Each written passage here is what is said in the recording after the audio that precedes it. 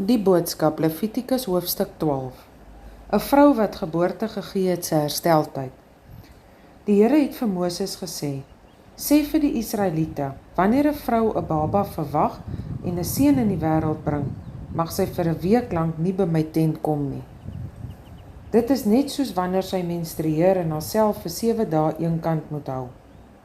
Op die 8ste dag moet die seentjie besny word. Daarna volg nog 'n verdere tyd van 33 dae. Totdat daardie tyd verby is, mag sy aan niks vat wat vir die Here eenkant gesit is nie. Sy mag ook nie na die tent toe gaan waar ek aanbid word nie. As dit 'n dogtertjie was, moet sy 14 dae lank nie tussen die ander mense kom nie. Die verdere tyd wat sy by die huis moet bly, is 66 dae. Wanneer hierdie tyd van afsondering verby is, of dit vir 'n seun of vir 'n dogter is, gaan sy na die dienaar by die ingang van die tent van ontmoeting en gee vir hom 'n lam wat 'n jaar oud is om vir haar te offer op die altaar en 'n gewone duif of 'n tortelduif om vir haar sonde te offer.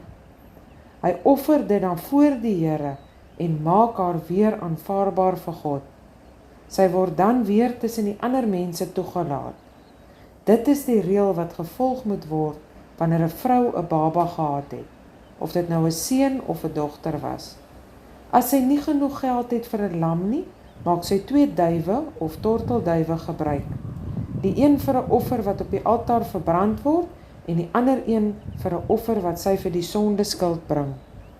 Die werker by die Here se tent sal dit gebruik om haar posisie te herstel, sodat sy weer tussen die ander mense opgeneem kan word.